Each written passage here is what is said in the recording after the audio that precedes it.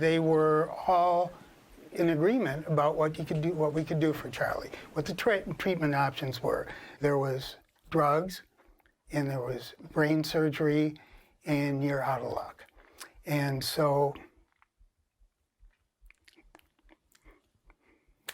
it was a while ago, but so Charlie was born March 11th, 1992, and he had a pretty normal first year. And then right around his first birthday, a little before his first birthday, I was actually pushing him in a swing one day, and he kind of threw his arm up in the air and twitched his head a little bit, and I didn't even think much of it. And I asked my wife, Nancy, I said, have you seen anything like that? And she said, yeah, I've seen a bunch of it. So that was the beginning, and we started seeing neurologists. The seizures increased in intensity and in duration. He wound up having seizures in the arms of the chief of pediatric neurology at Boston Children's Hospital, Seattle Children's Hospital, UCLA, LA Children's Hospital. So we tried all the drugs that were available at the time. Charlie had a brain surgery, a horrendous brain surgery, and nothing really stopped his seizures. And we lost hope. We were basically told there is no hope. And one day after the visit, I stopped at the medical library, and as soon as I started researching pediatric epilepsy, one of the first things that came up was a ketogenic diet. And it was kind of shocking to me, because what it said was that about a third of the kids with epilepsy as bad as Charlie who go on a ketogenic diet have their seizures go away. And another third are significantly improved, and for a third it doesn't work. And yet, all of these folks we had taken Charlie to see never mentioned a word about diet. Nutrition information can be so confusing, and as advanced as we are medically and scientifically, the question remains, what food should we eat to achieve good health?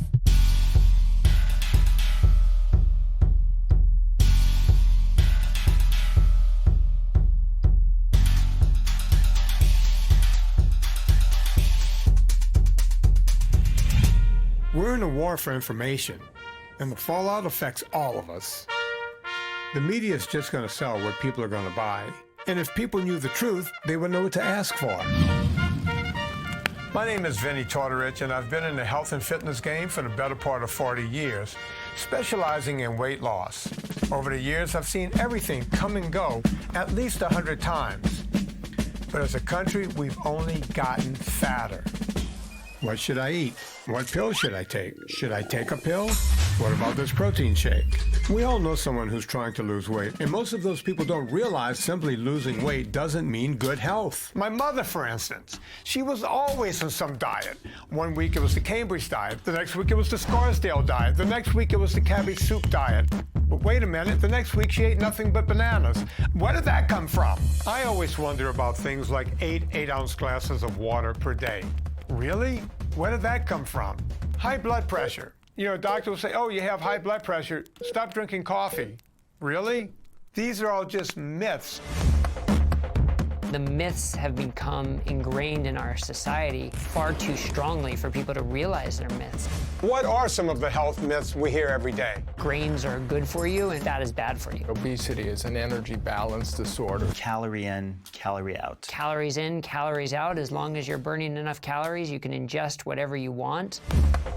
That you have to exercise to have better health. Saturated fat is the cause of heart disease. A low-fat diet is a healthy diet. We saw fat in the coronary arteries, and that must come from ingested fat.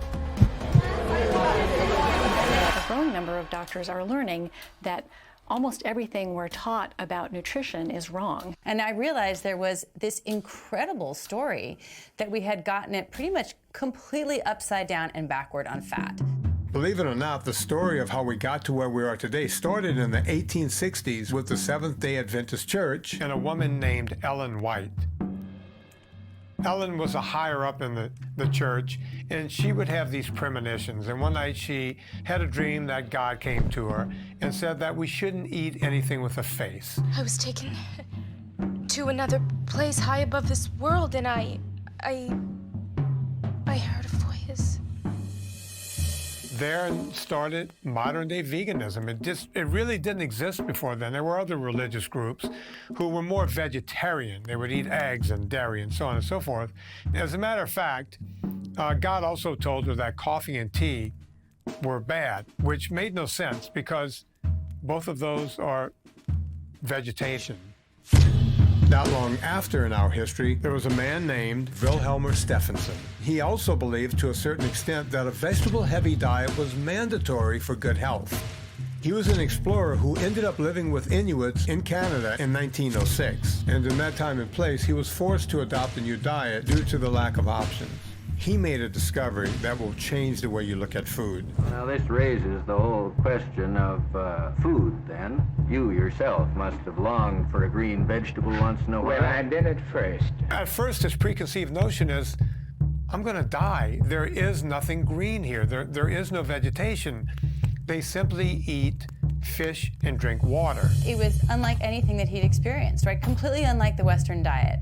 It was probably 70 to 80% fat. The Inuit lived half the year on caribou and half the year on whatever they could fish out of the sea. For 4.5 months, I lived on literally nothing but fish and water. And at the end of 4.5 months, I was healthier than I'd never been before. And this is on an exclusive meat diet? That was exclusive fish in this case. On this diet, they were perfectly healthy. I mean, Stephenson was somebody from the medical world, and he knew what cancer looked like, he knew what heart disease looked like, and he did not see anyone suffering from ill health in that community. When he came back to the United States, no one believed him, of course. What? People eating nothing but meat and fat?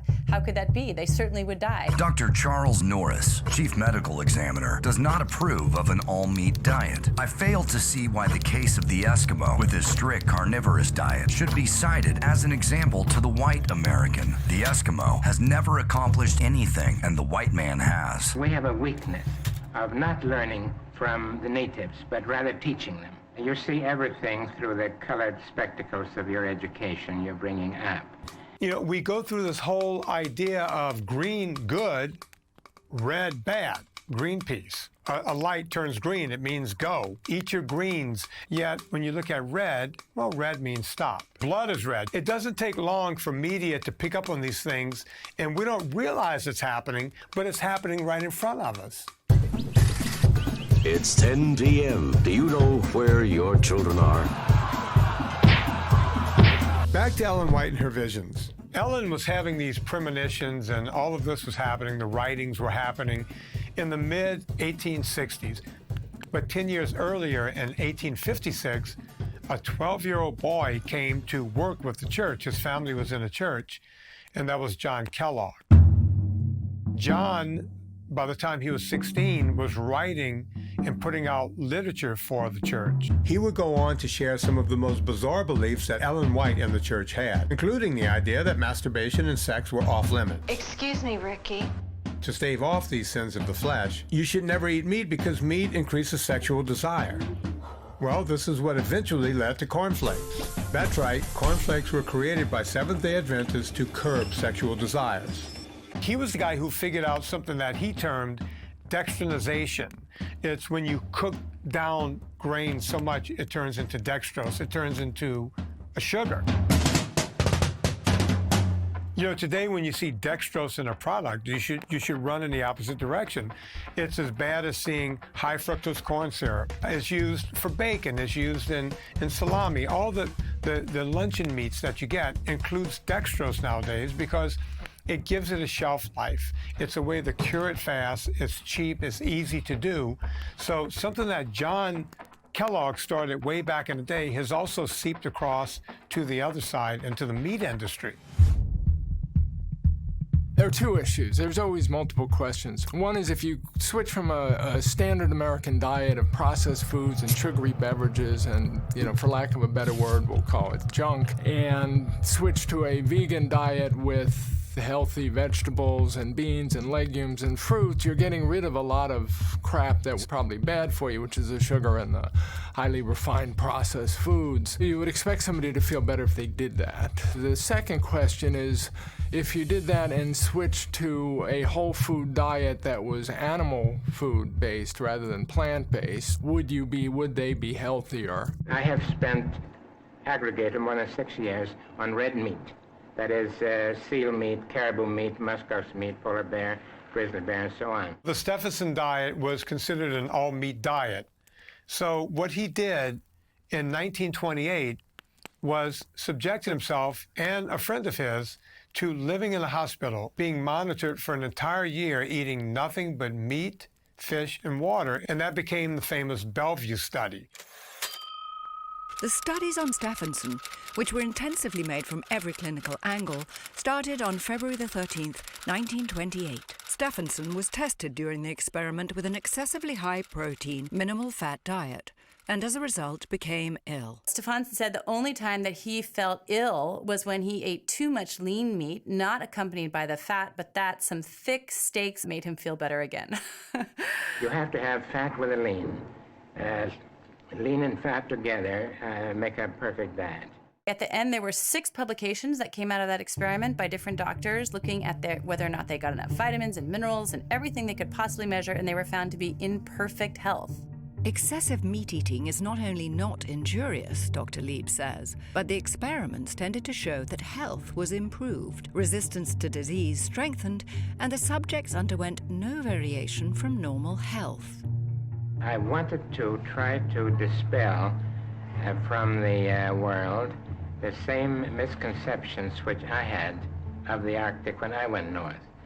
I used to think that I was well informed on the Arctic before I went north, but I concluded eventually that out of 10 things that I believed about the Arctic before I went north, about 6 were wrong. The medical community has been promoting saturated fat as being the bad actor for heart disease, mainly.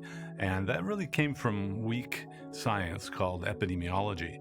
The experimental evidence that shows that that's actually true has never been done. I mean, for example, you could radio label saturated fat in the food and see if it shows up on the arteries. That's never been done. The entire teaching about saturated fat being bad for the heart is not really founded in good science. It's not that the information is not out there. I remember early on when I was in college, I had a college professor explain to us that fat was our body's preferred source of energy. Okay, fat is a very good way to have energy. And that same professor a couple of weeks later said, our bodies prefer sugar when we do exercise. Weren't we talking about fat just a couple of weeks ago? Yeah, forget about all that. It's sugar. So the message, even in top universities right here in the United States, are a bunch of mixed messages. Do I think there's a big responsibility for media to do the right thing? Yes, I do. You know, we had 3 big networks, the big 3, ABC, CBS, and NBC. Whatever they told us, we went with. Hell, when I was a kid, there was still even cigarette commercials on the air. At least we figured out that that was a bad idea. Don't settle for some of the taste, some of the time. It's very easy to see how someone can think something or just say something and that becomes a reality. Breakfast. No eggs or fatty meats. Instead, eat grains and fiber that actually lower cholesterol. How about the term heart-healthy grains? We've all seen it. Many people believe it. After all, the terms come from studies that prove it to be true, right? Those were studies looking at whole grains versus white processed flours and grains. So of course, when you're comparing it to something like white processed flour, it's going to be better. But does that mean it in and of itself is therefore heart healthy? You could make the argument that whole grains are less bad for you than refined grains, but that doesn't make whole grains good. Oatmeal or oat bread or an oat muffin or oat bran that is either incorporated into some other cereal product. It's like cigarettes. You can have cigarettes with a filter on and they're less bad for you perhaps than unfiltered cigarettes. Doesn't make the filtered cigarettes good. It just means they're less bad. And the same thing is true for whole grains. They are less bad. We should put more emphasis on our vegetables. We should think about the vegetables we're going to have for dinner rather than the meat portion. Listen, I'm not a doctor. I'm just a guy with a physical education degree who became a trainer and somehow found myself in the world of modeling. Before I became a trainer to the stars and eventually a best-selling author and podcaster. But when I started modeling in LA in the early 90s, I realized that the media will sell us anything to make a buck, regardless of whether it's healthy or not. Let's face it, every beer commercial you've ever seen is a bunch of ripped up guys on the beach playing volleyball, because that's what beer drinkers look like. If you have ripped up abs or you have a nice set of shoulders, they want you modeling everything in the infomercials. It was the heyday of the infomercials. If we think fat, then we are. Fad diets, powders, pills, still my weight's been up and down like a yo-yo until the AIDS plan taught me how to take off weight and help keep it off. Just 20 minutes a day will turn your body into a calorie-burning furnace. We were coming into this age of, hey, if you just do what I tell you, you can look like this guy or this woman in just a few weeks. Dexatrin did it. I lost weight and feel great. Nobody wanted the truth. They just wanted a lie that they could get everyone to believe. Now you can lose weight without diets. No, this product really doesn't work. Without pills. No, that product really doesn't work. Without exercise. Well, what does work? Now you can lose weight just by watching television. So I learned very quickly, be careful as to what you advertise.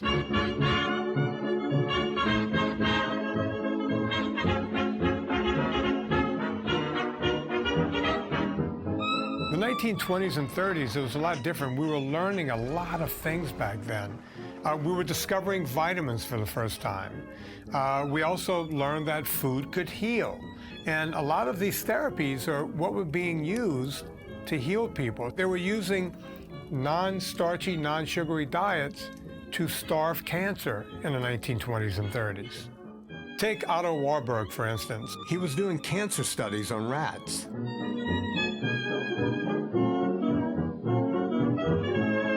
He thought that the outcome would be that oxygen was what was fueling cancer cells to grow. And what he learned with rats was that it was actually the sugar. In the healthy cell, glucose is split into carbon dioxide and water.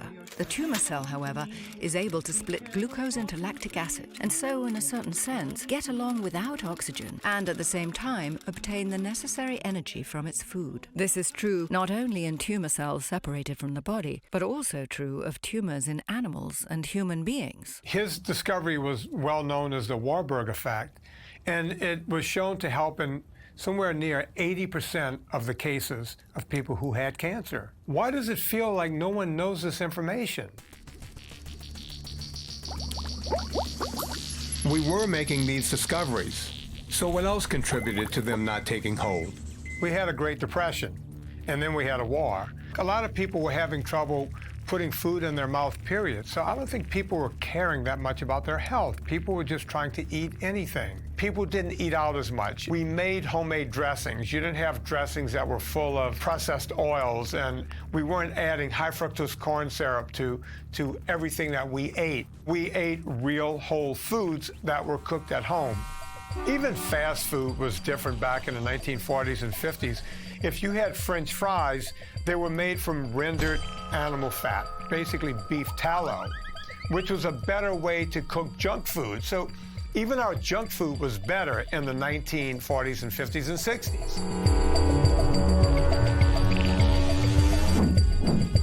It wasn't until we got to the 1950s where people started to become more prosperous. We saw the advent of TV dinners and all this stuff, and more sugar, and processed foods came from everywhere. But what really happened in 1955, when one of the most popular presidents of our time, Dwight D. Eisenhower, had a heart attack. News of President Eisenhower's sudden illness, described by his doctors as coronary thrombosis, came as a severe shock to us all. Films of President Eisenhower made just before his heart attack are dramatic evidence of the suddenness of the illness that shocked the nation. President Eisenhower's heart attack struck at a time when he was close to the zenith of his prestige at home and abroad. It follows that the president's illness is of vital concern to the entire world. Well, if he could die, what could happen to me? You have to understand, this is a period in the 1950s when America is in a complete panic about the rising tide of heart disease. Before that, we never thought about heart attacks. We never thought about health and fitness. We didn't think about the food we were eating. No one back in the 1950s knew what their cholesterol score was, much less even knew what the word cholesterol meant. Medical textbooks tell us that cholesterol is a white compound, somewhat soapy to the touch, and is distantly related to alcohol. It is no alien poison to be avoided by man at any cost, but an important element in the body's chemical machinery. Cholesterol is a kind of a fat-type molecule. It's in all of our cells, 30 trillion cells. Cholesterol is actually so important to the body that it actually makes the majority of cholesterol that's in your blood right now. Most of the dietary cholesterol you eat will go through you, and very little actually gets absorbed. And of that cholesterol you find in the blood, most of it was made by your liver. It is an essential of nerve tissue, for instance, and a raw material for the production of several hormones, bile, and a form of vitamin D. It is found naturally in the blood, and also often in the walls of arteries and other blood vessels. If you eat more cholesterol, your body will make less. If you eat less, your body will make more, which makes it very interesting that it was so maligned in the past few decades. Heart disease had been rare in the early 1900s and had really risen since the late 1920s to be the #1 killer disease by the 1950s. We took a collective gasp in this country. We didn't want to have another president die in office. Just imagine your president not being in the Oval Office for 10 days and he's in bed. Besides, this guy was very popular. People wanted to find out what caused it. Could it have been his diet? And if so, what was he eating and how can we change it? This was also the time when the media was more prevalent. Motion picture cameras join newspaper reporters in the old State Department building for an historic presidential press conference. The first ever filmed in sound by newsreel cameramen. Well, I see we're trying a new experiment this morning. I hope it doesn't prove to be a disturbing influence.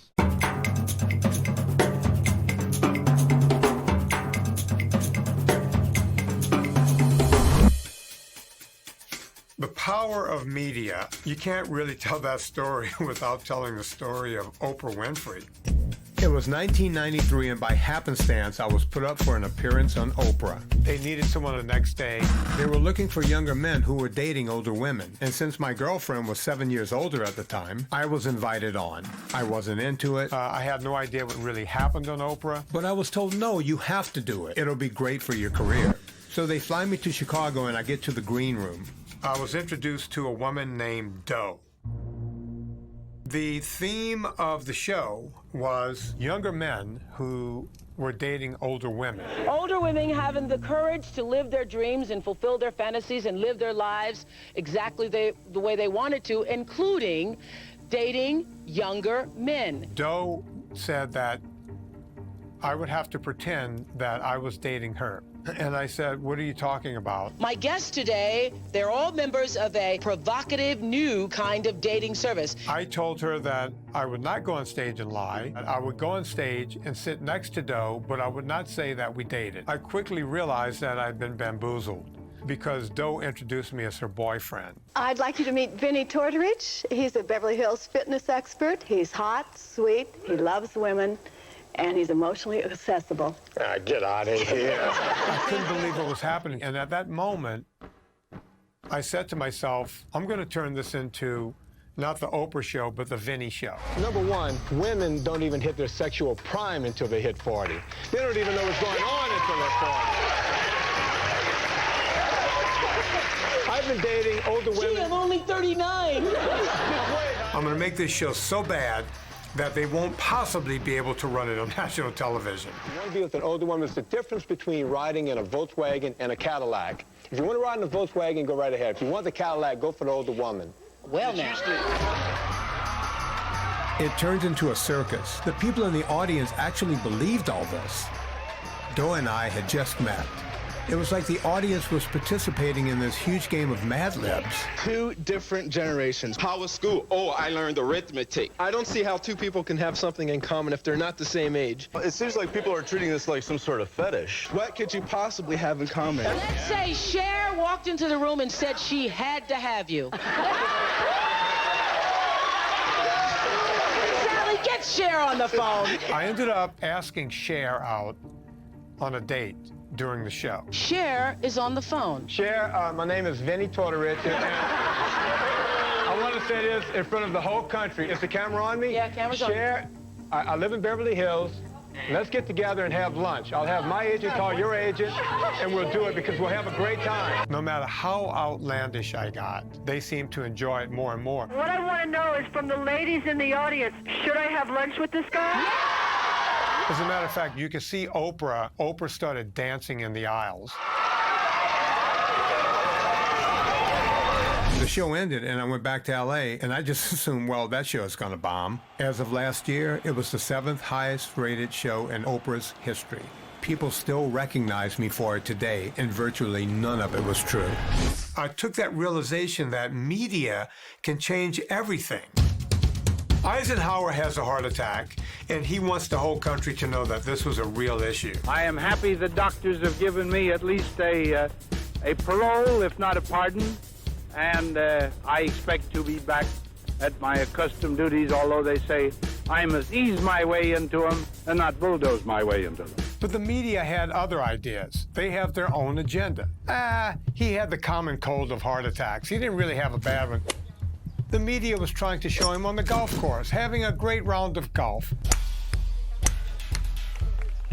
It was thought that diet was the cause. He was also like a 4-pack a day smoker, which may very well have given him his heart attack. Yes, according to this survey, more doctors smoke Camels than any other cigarette. Try Camels yourself. Right around that time enters Ansel Keys. Ansel Keys was a pathologist at the University of Minnesota. He got the idea in the 1950s that saturated fat and cholesterol were what caused heart disease. It strikes without warning. Of 10 men, we can expect 5 to get it. But we can't say who, or when, or why. Ansel Keys was this incredibly persuasive person. He had a really outsized belief in his own ideas. The facts are simple. You know the chief killer of Americans is cardiovascular disease, disorders and degeneration of the heart and blood vessels. Here are vital statistics.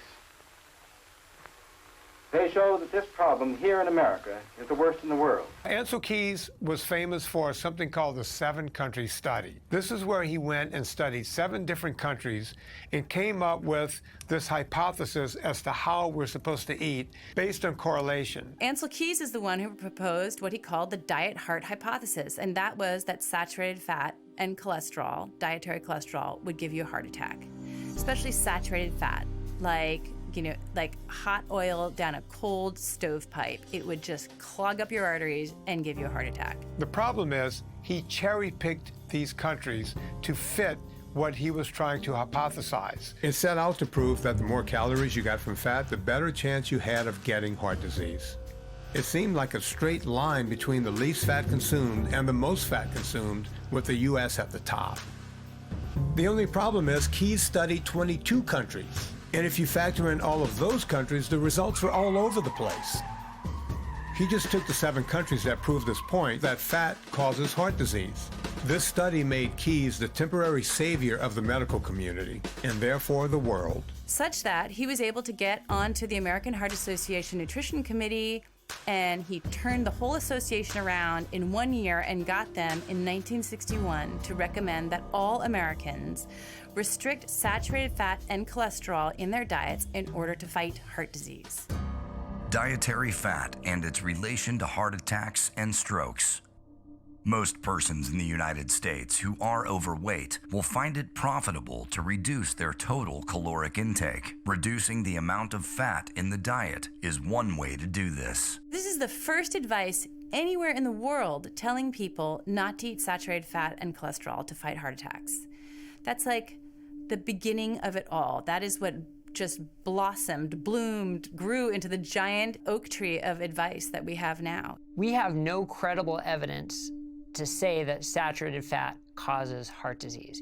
And that sounds crazy to say when you look at our government guidelines and our dietary guidelines, but there is no high-level, credible evidence to show that saturated fat causes heart disease. The interesting thing about Keyes, he got virtually everything wrong, but it never infected his humility.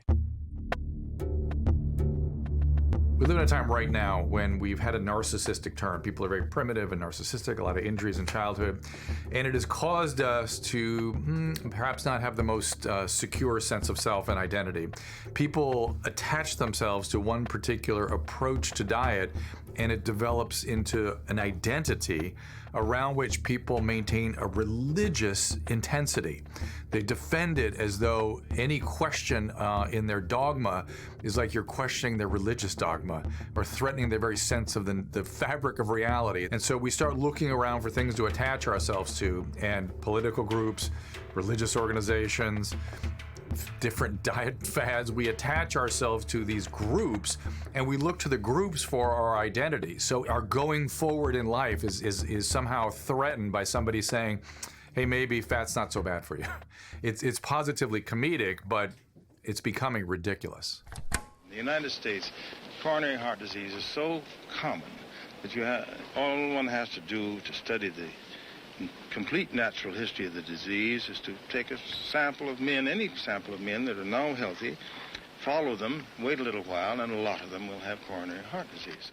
Well, it wasn't very long before it appeared that there was some connection between coronary heart disease and cholesterol in the blood. No question, we hear over and over and over again that cholesterol equals mortality. We've seen it in the commercials. Fleischmann's margarine. It's the only leading margarine made from 100% corn oil. It has no cholesterol. We've heard about it from our doctor. Over time, they build up on the walls of veins and arteries, helping to clog them, restricting blood flow. It's what causes heart attacks and strokes. We've heard about it plenty of times from our friends and our family. And because of that, we tend to think it's just simply the truth. It certainly has the degree of repetition that we would expect. In the 60s and 70s, we were focusing more on the specific types of cholesterol, LDL and HDL. And LDL became known as the bad cholesterol. And all of a sudden, medicine was focused on LDL. It was noticed that higher cholesterol in the blood appeared to correlate or track with higher heart disease rates. Cholesterol is carried in the blood by proteins called low-density lipoproteins, or LDLs. The more cholesterol we eat, the more the number of LDLs, and that's dangerous. So essentially the idea was developed that the higher cholesterol was getting into your arteries and was causing arterial disease. Because the higher that lipoprotein level goes, the greater the risk of heart disease. There are some studies that show a correlation. Does that mean causation? And this is a very important differentiation that is too infrequently made. Because something is correlated doesn't mean it is the cause. So if high cholesterol is present in people who are having heart disease, we have to look a little further as to why that is and if there are other factors. When you really look at the studies and you crunch the data, LDL is not the best marker for heart disease. What's even more powerful are your ratios. So whether it's your total cholesterol to HDL ratio or your triglyceride to HDL ratio, those have better predictive value than LDL itself. The ratios indicate your level of insulin sensitivity or insulin resistance.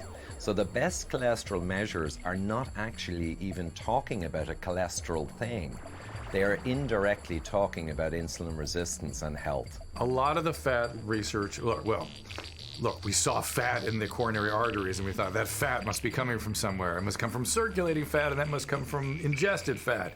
It was a very simplistic kind of idea. The contrary opinion, the alternative hypotheses, which has been around for a couple hundred years, is that we get fat because we eat carbohydrates like pasta, potatoes, bread. They used to be called simple carbohydrates. Now the terminology is changing to adjust to the fact that a lot of people think maybe these starches, as my mother called them, are not quite so good for us. We focused in just by timing and bad luck on this idea that saturated fat causes heart disease. And we bought into it even though the evidence ultimately didn't really support it. And we made everything else we believed about diet have to be reconciled with that. Dr. Key's singling out of excessive consumption of fats as a major factor in coronary disease is by no means accepted by all investigators. In front of us, day by day, are increasingly more and more very tempting foods. In the mid-1960s, John Yudkin comes on the scene. He's a British scientist. He thinks sugar's the problem. When people have heart disease, they don't just have elevated cholesterol. In fact, they often don't have elevated cholesterol. They have a whole cluster of metabolic abnormalities. 10, 15, 20 things you could measure. And Yudkin was saying, if I feed animals sugar or I feed college students that I'm using in my experiments sugar, I could cause pretty much all of these things just by giving them a lot of sugar. See, up to, say, 200 or 300 years ago, the average consumption of sugar in this country was about 4 pounds a year. And that's splendid. I'd be very happy if everybody ate 4 pounds of sugar a year. They eat 100 pounds. Comparative studies of the diet of 41 nations have convinced Professor Yudkin that there is an almost exact relationship between the consumption of fat and sugar. Moreover, many sugar-containing foods, cakes, candies, cookies, chocolate, ice cream, various kinds of puddings also contain fat. You always eat some fat.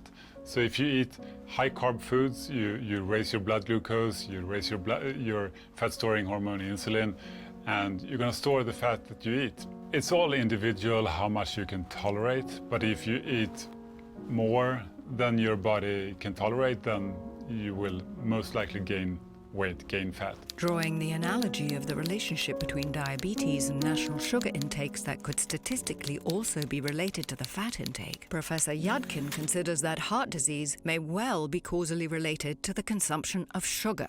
And instead of looking at it, Ansel Keys just jumps right on top of it in the media and turns this guy into a nut job. Keys was really a bully when it came to trying to quash anybody who opposed him. Ansel Keys wasn't going to let anyone come in and rain on his parade. He published a 9-page rebuttal in a journal called Atherosclerosis in print. He said Yudkin is a mountain of nonsense. It is clear that Yudkin has no theoretical basis or experimental evidence to support his claim for a major influence of dietary sucrose in the etiology of heart disease. Keys and his colleagues managed to paint Yudkin as a quack and to portray Yudkin and his sugar theory as quackery and to say there was absolutely no evidence to support it. None of what is said here should be taken to mean approval of the common level of sucrose in many diets. Keys was had more political influence and more savvy maybe than Yudkin, and somehow this dietary, and we were spending money testing the dietary fat hypothesis, so even though the tests weren't confirming it, the more money they spent, the more people were wedded to the hypothesis having to be right. These studies are extremely expensive, and there have been enough good studies done to support our moderate approach, which is looking at balanced foods, vegetables, fruits, grains, and lean meat and dairy products. The argument, once again, is it has to be tested. When you believe it's wrong, prima facie, you're not going to spend the money to test it. Why are these nutrition scientists just not more curious about other ideas? You know, I was at a conference recently where we talked about a low-carb study where they reversed the diagnosis of diabetes it was a large university-based study in just 1 year on a very low-carb diet. And not one of them said, wait, what? Diabetes reversal? Wow, how'd you do that? Can you just explain your study a little bit to us? Because that's what we, as nutrition experts, we really need to do in America. And I actually got up to ask a question from the audience. I said, you know, did you hear that? That was 60% reversal of diabetes. Should that not be headline news? And should you not be curious? Why are you not even curious about these ideas? You know, it makes you think of stories like the McKenzie family, parents in South Dakota who realized they had to take matters into their own hands when their son lost 5 pounds in 5 days. I called the doctor that morning and I explained that I thought my son had rapidly lost weight and something was wrong. And we knew within 5 minutes of him doing a urinalysis test that there was sugar in his urine. And we were escorted to the hospital to learn how to manage our new life. We both concluded that we were going to make drastic changes in our diet, reducing carbohydrate intake. Shortly thereafter, we were told that we didn't need to do that we could feed our son, recently diagnosed with type 1 diabetes, whatever he wanted to eat. Take a look. Oh, okay. I'm trusting these people who are now in charge of caring for my son, and they're telling me, give him pancakes and give him French fries and cupcakes and pizza, because now that your kid has this disease, his life is pretty crummy already. And the worst thing you could do as a parent is to try and change his food. I fed my kid the exact prescribed amount of carbohydrates. I pre-bolused his insulin. I put a continuous glucose monitor on him. I bought him a diabetes alert dog. I literally did everything in my own capacity to follow the guidelines and manage his disease, and I failed miserably. Riv, do you want the yogurt, the tablets, or the gel? I put a big message out in the social media groups that I'm connected to in the diabetes community, and I asked, how are you people achieving normal blood sugars? What are you doing? And about every fifth answer I got was that these people were changing their children's diet and implementing a very, very low-carb diet. We removed all the processed carbs, the flour, the sugar, the grains, the fruit, anything that would spike his blood sugar. And so the next appointment we had with our endocrinologist, I skipped in there like I had won the lottery. Oh my goodness, I stumbled upon a low-carb diet and look at my son's blood sugars. And during that appointment, our very kind-hearted doctor looked at me and told me my son was going to resent me for the rest of his life, that this way of eating is not sustainable, that I'm subjecting my son to an eating disorder, and he also handed me a business card to go see a therapist because he thought maybe I was struggling with some things and had some issues for wanting to do this for my son and to change his diet.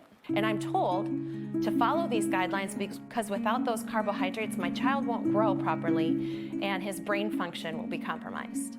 So when you're a parent of a type 1 and you're told the American Diabetes Association, this large governing body that must know exactly what we're up against, they're recommending this, that's intimidating.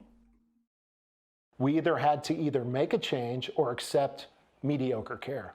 I'm an orthopedic surgeon. It seems now as if it's the patients that are trying to make the medical community aware of what they already know, of what the patients know, because they have tried to follow the rules as given to them and they failed. When somebody comes to me with a belief that they tell me, I believe your son is going to do better if you feed them more carbohydrates, I know they're wrong. And when it comes to my son, I'm going to do what I know as opposed to what they believe. Our son went from taking 45 to 50 units of insulin every day to maybe 15 units of insulin. If you extrapolate that over every child with this disease, you can understand that that's going to have a marked effect on the profitability of the disease. I think we underestimate people's ability to make a change. And I think if there were doctors and nurses and dietitians who are willing to give patients that option, I think the face of diabetes would be different. We're a very weird culture because we have an endless amount of energy to talk about almost everything. But when it comes to the core issues and the ones that just affect everything, such as family or such as diet, we have, we just went through an election. We talked about everything, but no one ever talked about diet or family or any of this stuff. Now you have kids with type 2 diabetes. You have fatty liver disease. You have sleep apnea. None of this stuff existed before. And if you think it's just old people using this, it's getting younger and younger and younger. It's an epidemic, and it's one of those things like, hey, powers that be, hey, folks in charge, this is going to break the bank. How do people scream all day about Medicare and this doesn't come up? Never comes up. Because it's not sexy, voted. It doesn't work. No, you want votes?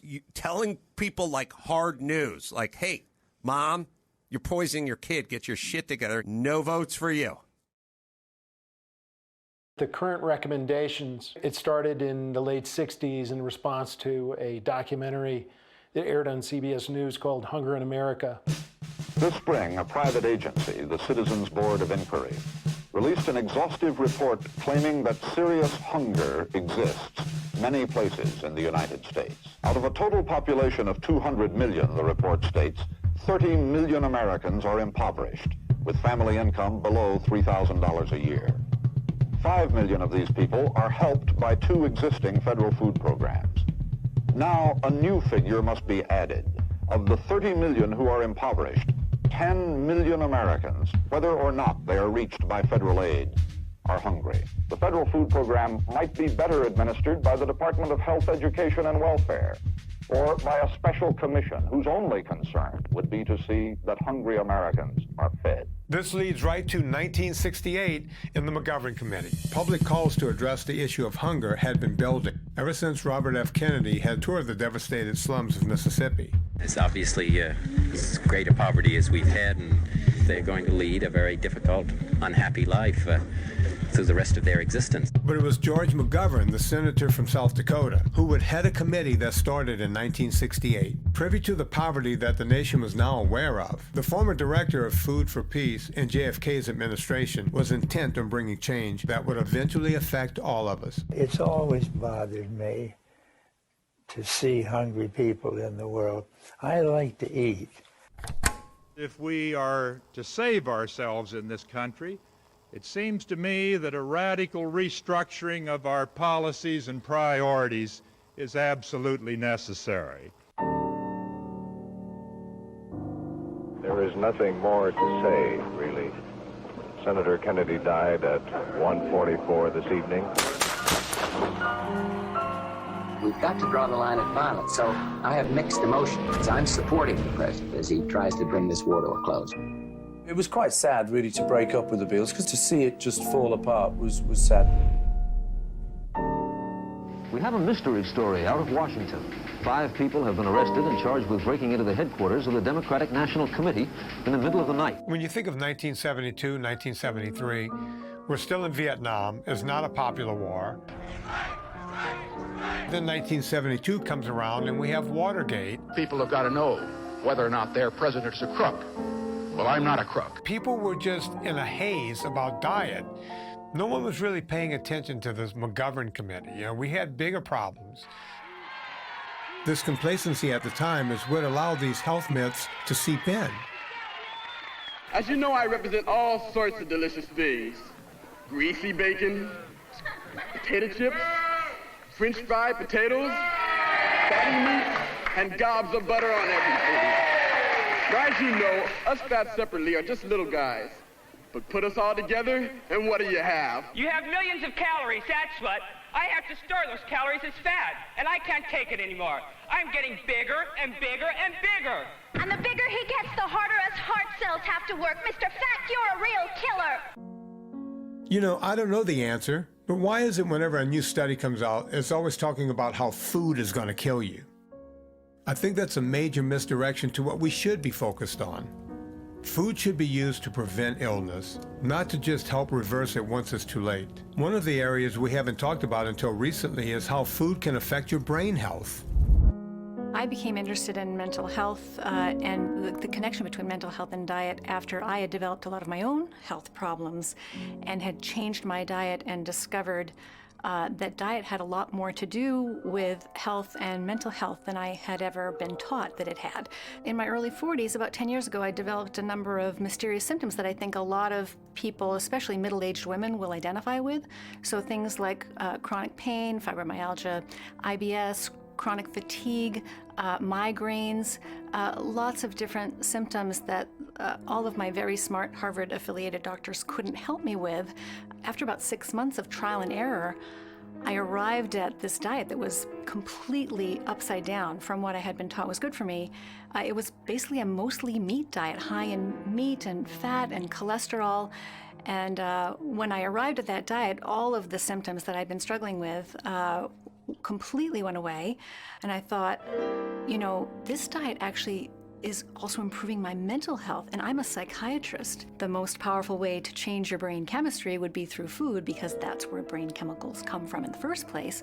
If you're getting most of your sugar and most of your glucose from the outside of the body, you run the risk of getting spikes, peaks and troughs in your blood sugar and insulin level, and those can destabilize brain chemistry. So those can create mood swings, insomnia, irritability, changes in appetite throughout the course of the day. When you eat a ketogenic diet, you're using fat primarily for energy, and the brain is using, to a large extent, ketones instead of glucose. Today, if you're anywhere near Google, you will learn that this is known as dietary ketosis.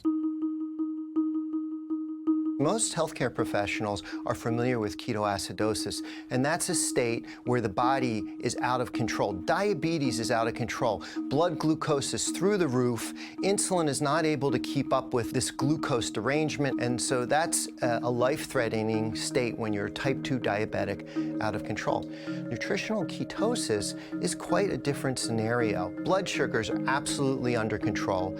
The patient is healthy in every single way. Electrolytes, insulin, glucose, perfectly controlled. We have now trained the body to switch over from burning carbohydrate as the primary fuel. Now the individual becomes fat adapted, and they use fat as the primary source of energy, and that's really the difference between a very unhealthy and a very healthy state. We had a scientific question in the 1960s where the researchers asked the wrong question, but there were questions we needed answered. We know that the way you gain weight is you take in more calories than you burn. And those calories can be fat or they can be carbohydrate. And so they get this hypothesis, which sounds reasonable, that fat people get fat because they accumulate a little bit of extra calories every day. And we could get back to this by not asking how much extra calories. They don't have to really confront the problems with the hypothesis. And that becomes a theory ever since. The history of science, once again, is full of commonsensical facts that turned out to be dead wrong when we did the science. You're certain, you use words like "it proves."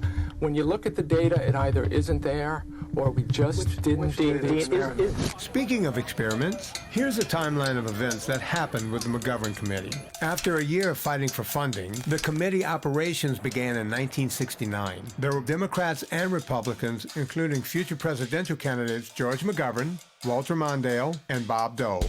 The initial goals of the committee centered around hunger and malnutrition, and this led to the legislation in 1970 with principles of free food stamp and nationwide standards for eligibility. It was in 1971 that the committee expanded to focus on eating habits in poor neighborhoods. But in 1972, this extremely pressing issue was put on hold so that McGovern can run for president. When he lost 49 states to Richard Nixon, who would eventually resign and be replaced by this guy, it was back to fixing America's health. In 1973, the Senate Select Committee on Nutrition and Human Needs began to hold hearings on the American diet and heard dozens of eminent doctors and scientists linking cholesterol to heart disease. Unfortunately, dietary guidelines were based on the singular focus to lower cholesterol. While we're treating heart disease by supposedly lowering bad cholesterol, we're going to help people lose weight. If you tell a public of 215 million people what they're eating is going to kill them, they're going to probably listen. And the unintended consequence is that someone is going to step in and take advantage of these people when it doesn't work, right? Coincidentally, drug companies were spending millions of dollars developing drugs to target LDL. In the 80s and 90s, a class of drugs was invented called the statins, and these drugs did lower the cholesterol very effectively, and they also were shown to lower heart disease rates. But the question that's probably more interesting to me, that I think should be more interesting to you, is does it help you live longer? It might reduce heart attacks by 20 or 30% at best, and it doesn't really reduce mortality much. We like simple answers that we have treatments for, but that's not where the best evaluation and treatment for heart disease is. It's absolutely amazing to me the trajectory of statins and low-fat diets with everything we have today stemmed from a committee that was focused on poverty and people who weren't getting enough to eat. And somehow cholesterol got into the mix thanks to Ancel Keys. And in a complete U-turn, in 1974, they expanded the committee to focus on overnutrition. The very recommendations made led to people eating way too much of the wrong kind of food. So now we have just the opposite problem. We don't have a hunger problem, we have an obesity epidemic. The Senate committee finally issued a set of dietary goals in December 1977. The McGovern Committee issued a set of nutritional guidelines for all Americans, intended to battle heart disease, cancers, strokes, high blood pressure, obesity. In the dietary guidelines for Americans, they recommend fewer calories, less fat, less saturated fat, less cholesterol, more polyunsaturated fat. All in favor of nominating vegetable oils, say aye. Less sugar, less salt, more fiber, more starchy food. The committee's original report urged Americans to reduce their risk of heart attacks by reducing their intake of cholesterol down to the equivalent of about 1 egg a day. This great experiment we were doing with tax dollars seemed to have one idea repeated over and over. Cholesterol is bad, cholesterol is bad, on its own or in conjunction with other things. One way to look at it is that saturated fats are healthy when you're not eating carbohydrates, or that saturated fat was never unhealthy all along, but that gets you into the realm of you're telling people that what they've believed is wrong. As time has gone on, both doctors and private citizens have done their own experiments. As a software engineer, I look a lot at networks. Networks are basically objects talking to each other, and a lot of understanding a network is kind of like understanding a brain. No one cell in the brain controls your whole body. That actually cholesterol was part of a larger network of objects and how it is that they can move about to provide us what we need. Another thing we don't talk about is how complicated the human body is. For the government to even recommend what you should be eating in the first place is one thing, but for them to do it in such a simplistic way is another. You know, there were certain scientists that had some hypotheses, and they said, well, some of the stuff we're looking at is leaning towards red meat might be bad for your heart. The commission would say, well, what do you think? Doctors took issue with that at the hearing, saying that 8 studies involving 5,000 patients failed to show hard medical evidence that diet has anything to do with heart attacks. I have pleaded in my report and will plead again orally here for more research on the problem before we make announcements to the American public. Yes, before you make announcements to the public, you should have data that proves what you're saying. Maybe like Dave Feldman did. My story is a bit interesting. I found that I could move my cholesterol up and down with the dietary fat that I ate. So the more fat I ate, the lower my LDL-C. The less fat I ate, the higher my LDL-C. On a 3-day diet of over 5,000 calories and 450 grams of fat, he lowered every marker of cholesterol. I eventually got a number of other people to replicate this. The success rate is somewhere around 85% of those people went on a low-carb, high-fat diet, fatty cheeses, fatty meats, fatty nuts. And in doing so, even though their calories increased substantially, even though their saturated fat just jumped through the roof, their LDL-C and their total cholesterol plummeted. It's very unintuitive, but sure enough, the more fat they would eat, the lower their LDL-C. Dave Feldman is not a doctor at all. This guy took all of the science that was available and figured it out. Yet members of a publicly funded committee took 10 years to find nothing. And when they were pressured to change recommendations with no science to back it up, they ran around in circles for a while and came out with the same report, but this time they said, oh, you can have some meat and some salt. I would only argue that senators don't have the luxury that a research scientist does of waiting until every last shred of evidence is in. So there you have it, the national advice that everything you see today is based on. That report was then taken over to become official government policy. So it went over to the U.S. Department of Agriculture, and by 1980, they came out with the policy, which was the dietary guidelines for all Americans. I think it's audacious that the government, based on very weak evidence, should tell Americans what to eat, a healthy population at the time. How do you tell some guy from the Midwest who's been living on beef his entire life to start eating vegetables? Especially at that time, you couldn't get them year-round.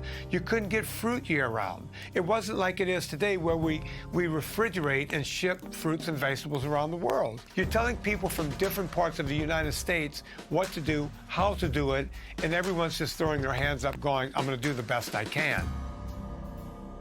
Do I think the government was complicit in causing this problem? Yes. Do I think they meant to do it? Absolutely not.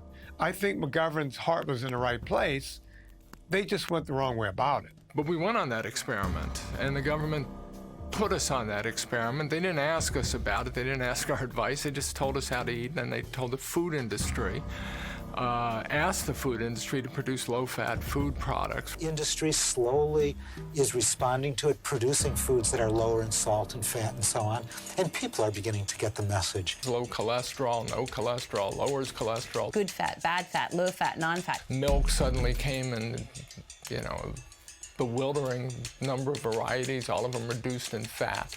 And whether or not it was a result of the experiment, this coincided with the obesity, explosions in obesity and diabetes we've been seeing today. The 1980s brought in all sorts of brand new foods.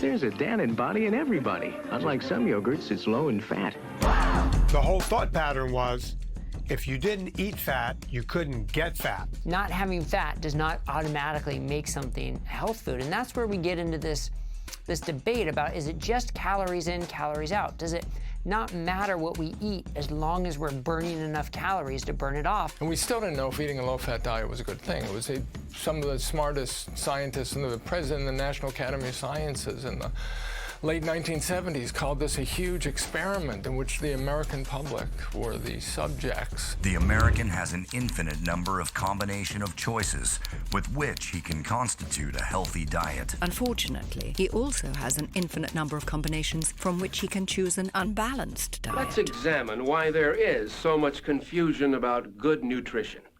One reason is that we have been given a lot of misinformation, usually by those looking to make a profit. Today, there are still many unusual ideas as to what we should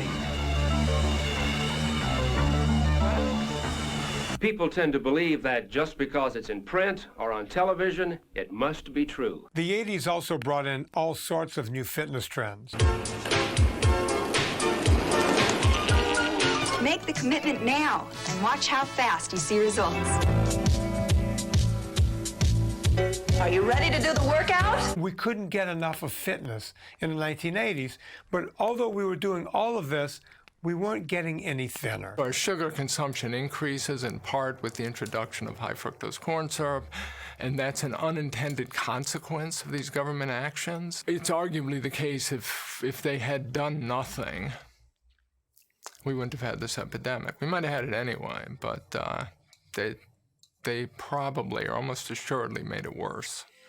For 25 years, we've been pushing a low-fat dogma. It said, eat less fat. First it said, eat less total fat, and you'll have less heart disease, less cancer, and you'll weigh less. Then that's not exactly true. This started because there's incontrovertible evidence that saturated fat is bad, and that is well established in long-term trials. You build up in a community, institutions, organizations, everybody collects to them people who think just like they do. Like, we like each other, we respect each other because we think alike. You know, I know nothing about you other than that you think like I do, so I respect the way you think. And institutions do this. And then somebody else comes along from the outside and says, oh, you guys all got it wrong. And look, here's the evidence. All these obese, diabetic people are neck deep in obesity and diabetes. We got to change everything. It's hard to accept. It's hard to back out of. There's no way to back out of it that doesn't destroy your credibility. In this country, we have freedom of choice to say what we want to say. We have freedom of choice to print what we want to print. We have freedom of choice to think what we want to think, but we do not have freedom of choice for our own health care. Why? I guess profit and politics and power. The MDs and nutritionists and all people need to work together for the total benefit of this country's health. So in 1992, we did the most brilliant thing we've ever done as a country. We started the food pyramid. Now, this is so ridiculous that I can't even ever remember, because in my own mind, it makes no sense. I always have to read it off of a piece of paper. The pyramid, at the base, the biggest part, was bread, cereal, and rice. 6 to 11 servings, not per week, hang on folks, per day. If you went to the maximum vegetables, that's 5 vegetables a day, 5 servings. And fruit, if you went to the max, that's 4. That's 20 servings of carbohydrates every day. And then when you get into milk and dairy, milk has carbohydrates, there's lactose in milk. That's like drinking sugar. And on meat, the most you can have in any given day is 3 servings. Now it gets even worse because we start wondering this, what's a serving? What's a serving of meat? They didn't tell you how many ounces. Well, I can tell you it was 2 to 3 ounces per serving, but who knew that? You gotta eat the right stuff. Start with a little meat, a little dairy. You gotta add a bunch of fruit. You have Timon and Pumbaa telling people to eat more grains. Bread, cereal, rice, noodles. And eat a whole lot less fat. And if you thought that was ridiculous, the servings that they did give us with the food pyramid did not match what the government told us that servings should be on the packages of food. Those servings, which were also mandated by the government, were completely different from the servings that we heard about when it came to what was on the pyramid. The new food label represents nothing less than a major victory for the consumer and for the public health. When you're given a percentage and you see that this is 50% or this is 10% of your expected daily total, then you know very quickly that this food either contributes a lot of fat or a little bit of fat, and how to plan the rest of your diet around this particular food. This food label, which will be on virtually all foods, will be a benchmark for nutrition information well into the 21st century. The government makes the manufacturers put the product ingredient list in the amount in which it appears on the package. If the number one thing in it is grains, you will see rice first. If the second thing is sugar, you will see sugar second. These companies got really smart at some point and figured out, hey, wait a minute, we can't do it this way because people are seeing sugar, sugar, sugar, sugar. So what they do is they name the sugars other things. At last count, we were at 70 names, 70 different names for sugar on packages. Let's say you're diabetic, type 1, type 2, it doesn't matter. If you don't know how to read these labels, your life hangs in a balance. This is the world we live in. This is our society, this is our community. And if we don't fix it, who will? No one will. The food label has become a veritable minefield of misleading and downright false claims. And many in Congress feel the same way. They're concerned that any confusion over the truthfulness of health claims could be dangerous because the potential benefit of displaying important health information on food labels would be lost if consumers lose confidence in what they're being told. When I was a kid in the late 70s, the term metabolic syndrome did not exist at all. Metabolic syndrome is not one thing, it's several things. It's fatty liver disease, it's type 2 diabetes, something else that barely existed in the 70s. We have people on statins and metformin. None of this existed in this quantity in the 70s. We've gone from here to here in just a few short years. So the same foods that my mother's generation grew up believing would go right to their hips. You know, by the 1980s, we were being told to eat 6 to 11 servings per day. They were the base of the food guide pyramid in the 1990s, and they coincided with this obesity epidemic.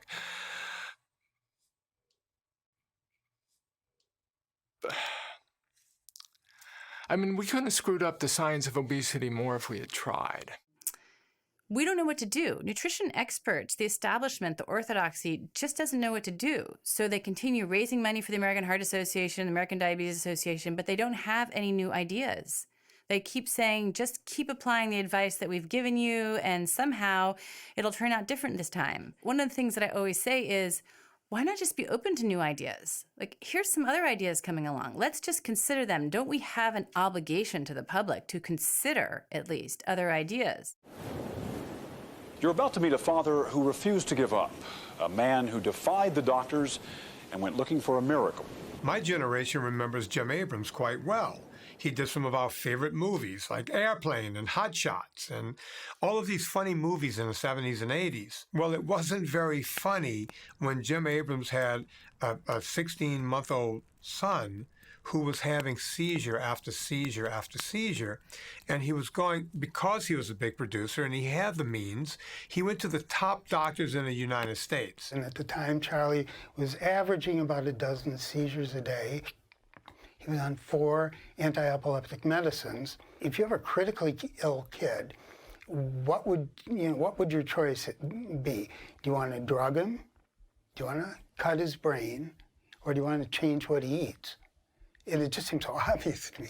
This is not to blame doctors. Doctors are spread really thin, and they have to try to do the best they can. But it was Jim who figured out on his own by going to a library in the hospital and just happened to open a book to a page that showed the ketogenic diet as being the best way to deal with seizures in infants. The book claimed that experts here in Baltimore were perfecting something called the ketogenic diet, a diet consisting largely of something most doctors tell us to avoid. I called Dr. Freeman from Johns Hopkins, told him about Charlie, and he said, send his medical records. We did, and he said, well, bring Charlie out to Hopkins and we'll try the diet. And we started the diet, and in 2 days, his seizures were gone. 2 days? 2 days. Jim was angry and puzzled that none of the 6 doctors he went to for help ever mentioned the diet. What has stopped Charlie's seizures has been in existence for 70 years. It's been sitting there. It was waiting for him. You had some knowledge that this diet was probably working back at Johns Hopkins, and yet you dissuaded the Abrams from attempting it. How come? Well, because I don't think we had exhausted all of the medical approaches yet. There were actually still other medications that we hadn't tried yet. Dr. Freeman tells us that 50 to 70% of the patients that come through his doors and get put on the diet have success. Can you think of any drugs in these hard cases that have 50 to 70% success rates? Probably not anything that comes up to that level. In another month, Dr. Freeman weaned him off all 4 anti-epileptic medicines, and Charlie went from a prognosis of a lifetime of seizures and what they call progressive retardation to we got our son back, and his smile was back, and he was happy again, and our family could go on with life. This is Charlie Abrams and his mom, Nancy. I've known him since birth. I've watched his delightful personality emerge through a normal first year. I witnessed his debilitating battle with seizures and medicines. I rejoiced with his family when the ketogenic diet stopped his epilepsy. And now I derive strength and joy like so many of his other friends as we watch him begin to develop again. It's too early to tell whether the 9 months of pummeling from seizures and medicines did any permanent damage to Charlie's brain. If he has anything to say in the matter, I know they won't.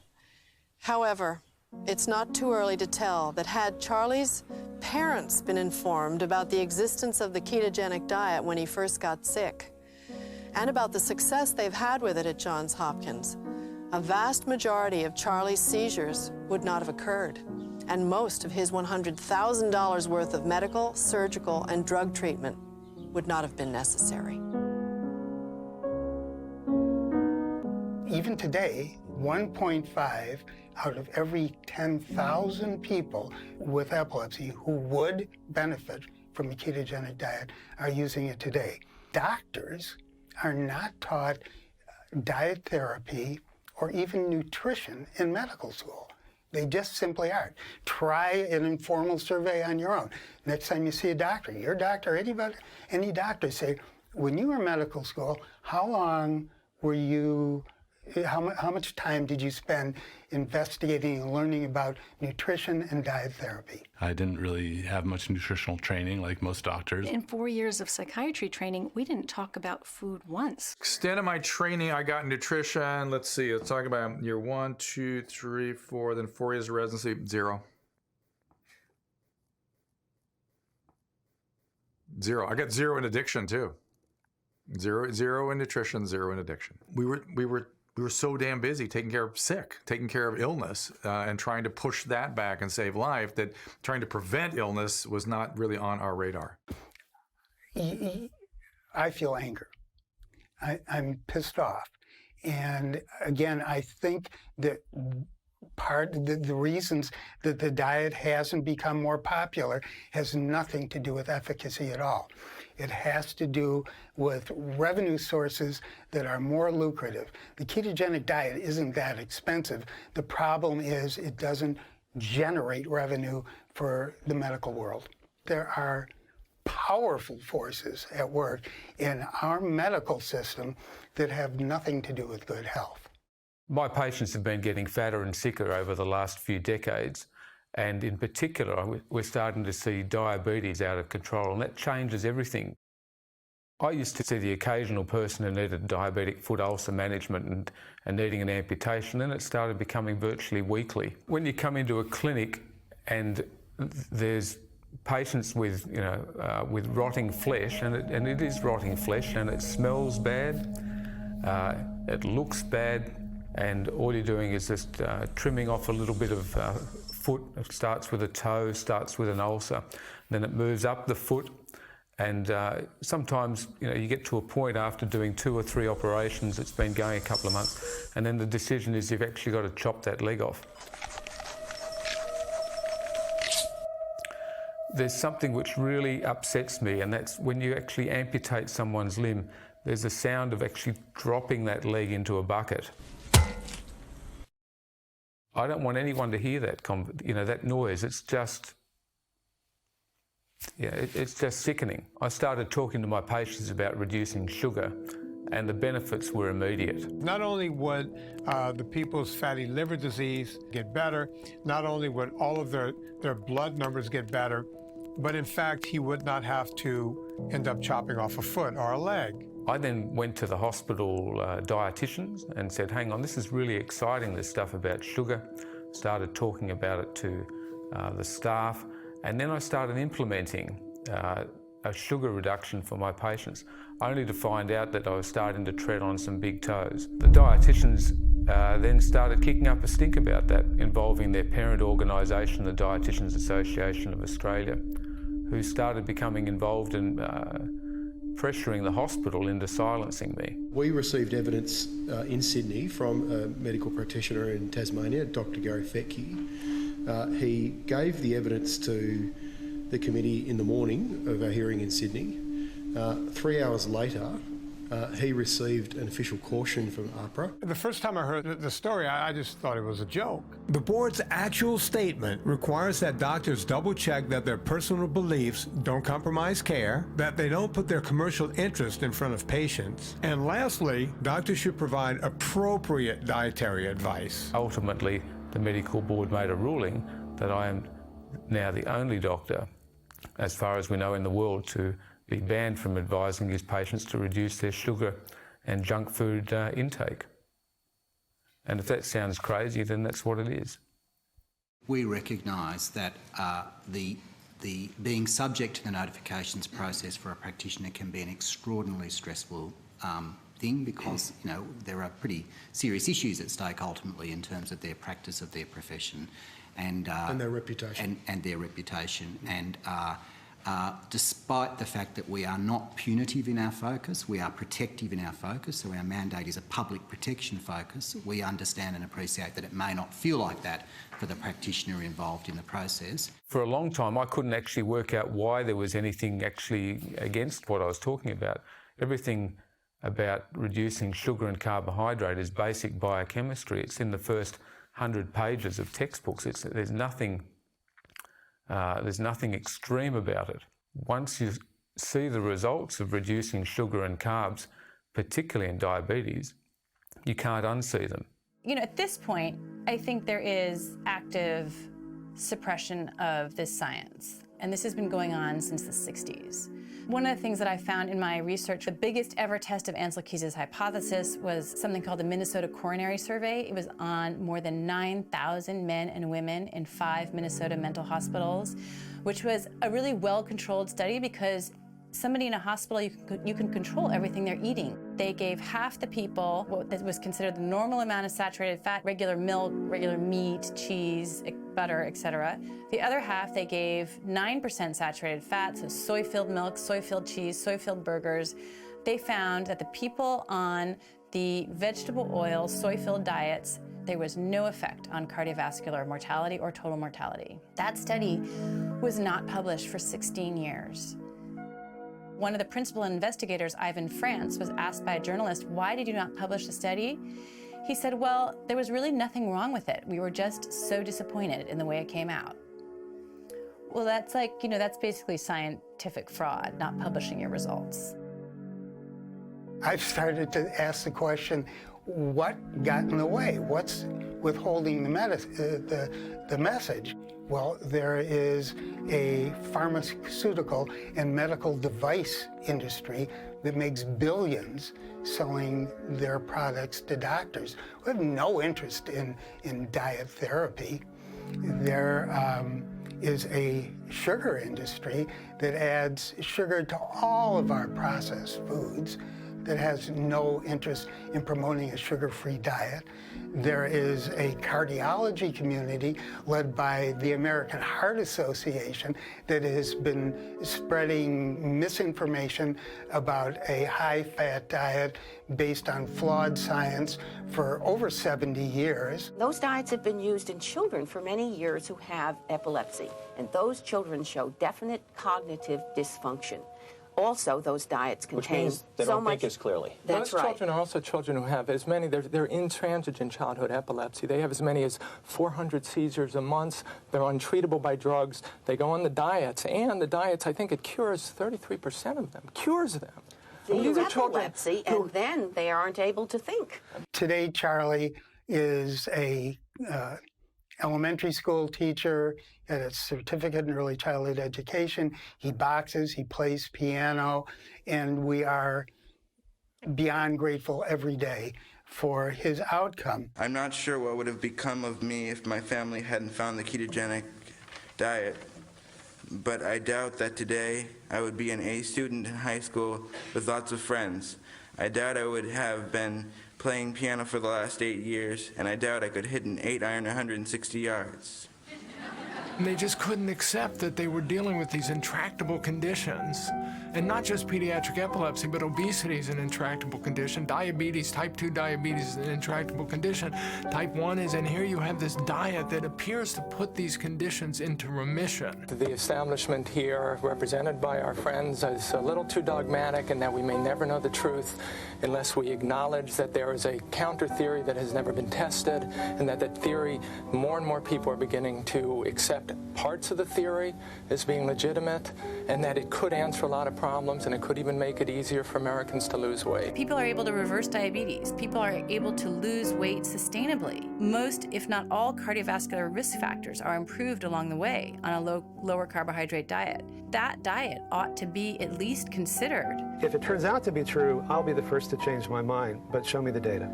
Well, here's just one study that says that long-term ketosis reduces body weight, triglycerides, LDL, and blood glucose, and shows that it's safe to use a long-term ketogenic diet. You can lose weight on a plant-based diet, you can lose weight on a ketogenic diet. But are you mortgaging your health when you do that? And the answer is yes. The ketogenic diet, when you look at the arteries of people or animals that go on a ketogenic diet, they tend to be more clogged, even though they may be losing. Imagine someone who spent his whole career getting the wrong answer. Not only getting the wrong answer, getting a wrong answer that's dangerous, that actually may have killed tens of thousands of hundreds of thousands of people, millions of people prematurely. There's no way to tell. And these outsiders come along and say, you're wrong. Not only are you wrong, you're completely wrong, or not even wrong. It's so senseless what you've been doing, and you're killing people, and you have to switch. I don't think any human being, we're just not wired to be able to say, oh yeah, that's a good point. I get it. I see what you're saying, and I'm sorry. And if you're an institution like the American Heart Association, imagine the press release you would have to write. Dear American public, we're sorry if we killed prematurely your loved ones and your parents, and maybe we're killing you, but in retrospect, we shouldn't have given the advice we did. You know, we think about corporations or our government, which is a corporation, and the first question is, do we blame them? Well, you can't hurt the government's feelings. You can't hurt corporations' feelings, because corporations and governments are not people. They're machines. They're just big, giant machines. And any person in that machine is just a cog, and there's no way to hurt anyone's feelings or to get on anyone's bad side. It's just a machine that keeps running. Decisions of a nation and of a government that at one time could tolerate 3 or 4 weeks of study now demand almost instantaneous a reaction. The people of the United States recognize, one by one, thousand by thousand, million by million, that this is a problem whose solution is long overdue. Long before Lyndon Johnson came into a position of power, our leaders were recommending great advances in the field of civil rights and great advances in the field of health and things of that nature. I just happen to be the catalyst. We're living in a fast age, and all of us are rather impatient. I am proposing today a new national health strategy. It emphasizes keeping people well, not just making people well. I do envision the day when we may use the private health insurance system to offer more middle-income families high-quality health services at prices they can afford and shield them also from their catastrophic illnesses. Today I'm proposing to the Congress a national health plan. This major initiative will meet the most urgent needs in health care of the American people. Our administration will propose to Congress a comprehensive plan to cover catastrophic illnesses. I am proud to have been part of an administration that passed the first catastrophic health bill. Whatever form it takes, a catastrophic illness costs money. There are some little known but very important provisions in this new balanced budget that will take us a tremendous step forward in our fight against diabetes. These investments total more than $2 billion over the next 5 years. We must remember that the best healthcare decisions are not made by government and insurance companies, but by patients and their doctors. Because you're eating healthy and you're out there active and you're playing sports and you're out in the playground and doing all those things, not only are you going to have a better life, but you're also helping to create a stronger, healthier America. And that saves us money. It means people are not sick as much. It means that our health care costs go down. When you roll up at a McDonald's, what does Donald Trump order? Fish Delight sometimes, right? The Big Macs are great, the Quarter Pounder with cheese. I mean, it's great stuff. Do people at the windows be like, what? I think all of those places, Burger King, McDonald's, I can live with them. I had the other night, I had Kentucky Fried Chicken, not the worst thing in the world. If you think it's up to government, you're wrong. If you think it's up to industry, you're wrong. It's up to you. And if you're going to make a change, if you're watching this, change right now, tonight. Don't wait until tomorrow. If it's a Friday night, don't say Monday you're going to start. Start now. There's no time better than right now to get your life in order.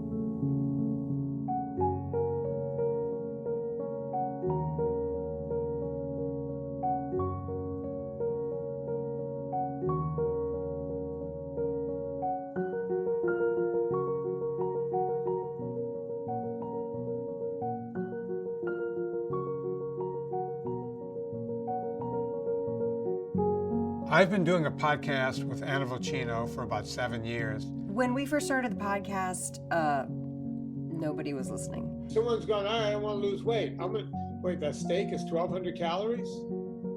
This bowl of pasta is 500 calories less? And as a woman, you're told, don't eat more than 1,200 calories a day if you want to lose weight.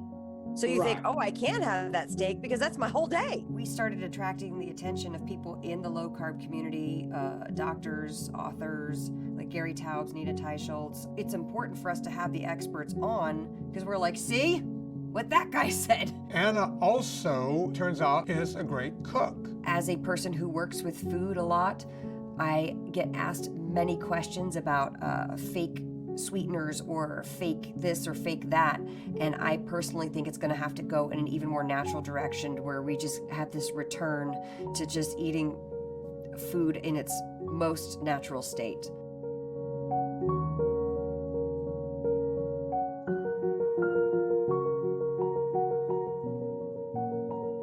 Vinny and I are very passionate about this topic. Let's say you watch this documentary, let's say you watch the others and you're like, this is it.